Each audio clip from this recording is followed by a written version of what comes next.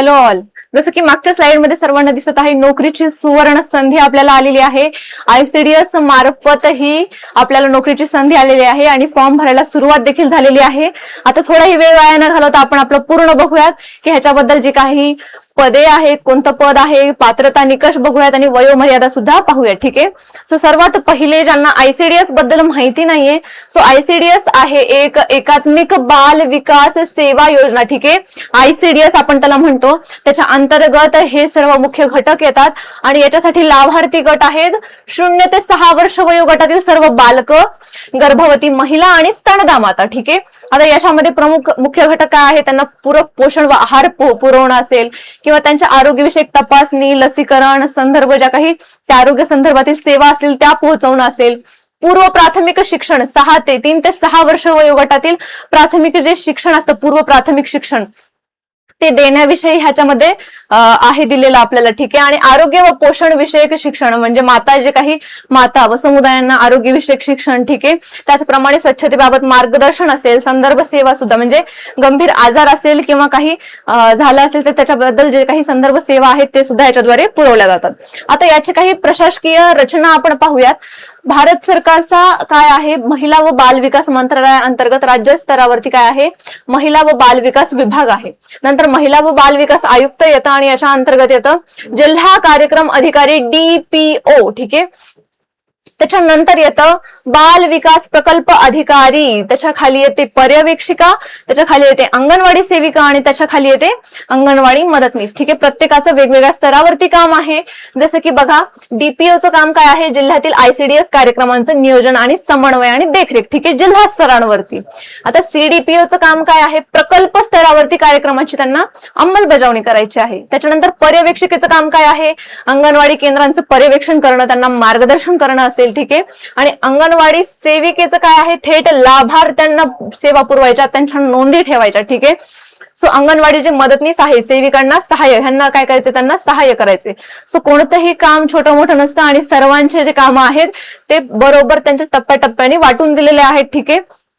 ह्याचे आपण लाभार्थी गट पाहिले, सेवा कोणामार्फत असेल तर अंगणवाडी केंद्रांमार्फत ती सेवा पुरवली जाते. ठीक आहे. आता याच्यामध्ये बघा, ही जी भरती आहे ती आहे अंगणवाडी सेविका आणि मदतनीस यांच्यासाठी. ठीक आहे. सो याच्याबद्दलची जी काही महत्वाची माहिती आहे ती आपण एकदा पाहून घेऊयात. याच्यामध्ये महिला व बाल विकास विभागात 12वी पास महिलांना नोकरीची संधी उपलब्ध झालेली आहे. ठीक आहे.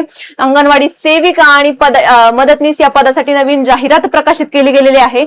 आता याची पात्रता निकष बघा, किमान 12th पास पाहिजे आणि मान्यता प्राप्त मंडळातून ते उत्तीर्ण पाहिजे. ठीक आहे. आणि स्थानिक भाषेचं ज्ञान पाहिजे. आणि हे जे काही बेसिक पात्रता नियम आहेत हे majority of the students clear करतात. ओके. त्याच्यानंतर जी वयोमर्यादा आहे ती किमान 18 वर्ष आहे आणि कमाल 35 वर्षांपर्यंत तुमचं वय असायला पाहिजे. राखीव प्रवर्गासाठी शासन नियमानुसार वयोमर्यादेमध्ये सूट लागू होते. ओके. महत्वाच्या तारखा बघा, 13 जुलै 2026 पासून अर्जाला सुरुवात झालेली आहे. ती 24 जुलै पर्यंत आहे. आता म्हणजे अजून किती 4 दिवस शिल्लक आहेत. ओके. त्याच्यानंतर बघा, जे काही कार्यालयीन वेळेत पोहोचतील अशाच टाइम मध्ये त्यांना सादर करणं बंधनकारक आहे. सुट्टीचे दिवस वगळून सर्व कामकाजाच्या दिवशी हे अर्ज स्वीकारले जातात. ठीक आहे. 4 दिवस बाकी आहेत, सुट्टीच्या दिवशी फक्त हे अर्ज स्वीकारले जाणार नाहीत, याचं आपल्याला लक्षात ठेवायचं आहे.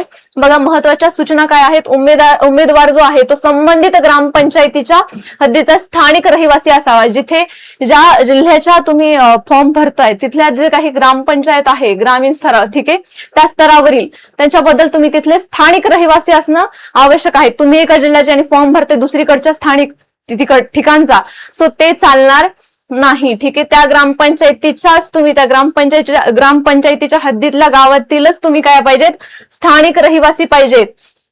त्याच्यानंतर बघा, संगणकाचे जे काही मूलभूत ज्ञान आहे ते आवश्यक असणं गरजेचं आहे. जे काही कम्प्युटर बद्दल बेसिक माहिती आहे ती माहिती पाहिजे आपल्याला.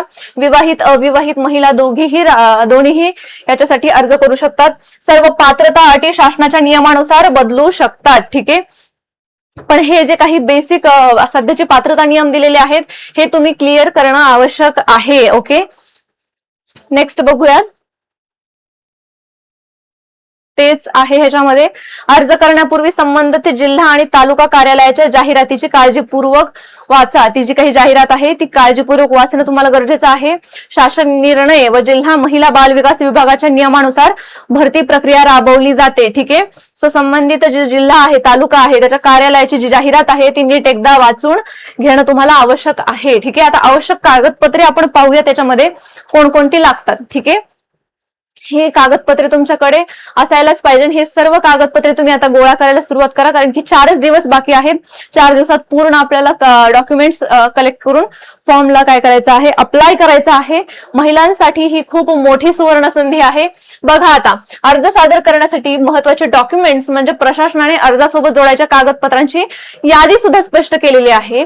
सर्व इच्छुक उमेदवारांनी विहित नमुन्यातील स्वाक्षरीसह परिपूर्ण अर्जासोबतच जन्म नोंदीचा दाखला किंवा शाळा सोडल्याचं प्रमाणपत्र जोडणं आवश्यक आहे.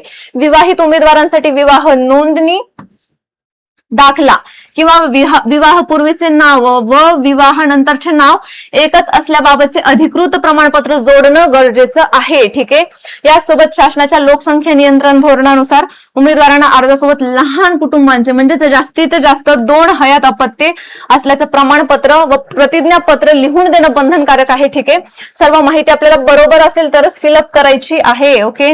आणि हे सर्व आवश्यक कागदपत्रे जे आहेत, दाखले आहेत, प्रमाणपत्रांचे छायांकित प्रती ठेवायच्या आहेत आणि सक्षम प्राधिकाऱ्यांकडून साक्षांकित करूनच हे डॉक्युमेंट्स आपल्याला पुढे जोडायचे आहेत अर्जासोबत. ठीक आहे. त्याचप्रमाणे बघा, इच्छुक आणि पात्र महिला उमेदवारांना आपले सर्व कागदपत्रे गोळा करून विहित मुदतीच्या आतच जे काही अर्ज आहे ते सादर करायचा आहे 24 जुलैच्या आत. ओके. त्याच्यानंतर उमेदवारांनी आपले अर्ज प्रत्यक्ष किंवा टपालद्वारे बाल विकास प्रकल्प अधिकारी नागरी वर्ग जे काही त्यांचा जे काही टपालचा जो काही ऍड्रेस असेल, ठीक आहे, याच्यावरती पण टाकू शकतात किंवा प्रत्यक्ष पण ते त्यांचा अर्ज भरू शकतात. त्याच्यानंतर अंतिम मुदतीनंतर म्हणजेच 24 जुलैच्या नंतर कोणताही अर्ज स्वीकारला जाणार नाहीये. प्रशासनाकडून त्याचा विचार सुद्धा केला जाणार नाही असं कार्यालयाने स्पष्ट केलेलं आहे. त्याच्यामुळे 24 जुलैच्या आतच हा तुम्हाला फॉर्म भरायचा आहे. आणि याच्यामुळे गरजू महिला आहेत, ज्या काही स्थानिक गरजू महिला आहेत, यांना ही रोजगाराची खूप अत्यंत महत्वाची आणि एक उत्तम रोजगाराची संधी त्यांना भेटत आहे आणि कामही खूप छान आहे. ठीक आहे. छोट्या छोट्या जे काही मुलं असतील त्यांच्यासोबत काम करण्याची संधी सुद्धा मिळत आहे आणि स्थानिक स्तरावरती ही खूप उत्तम रोजगाराची संधी आहे. ठीक आहे. सो ही संधी आपल्याला मिस करायची नाहीये. सर्वांनी जेवढं शक्य होईल त्यांनी अर्ज भरायचा आहे. ठीक आहे, महिलांनी.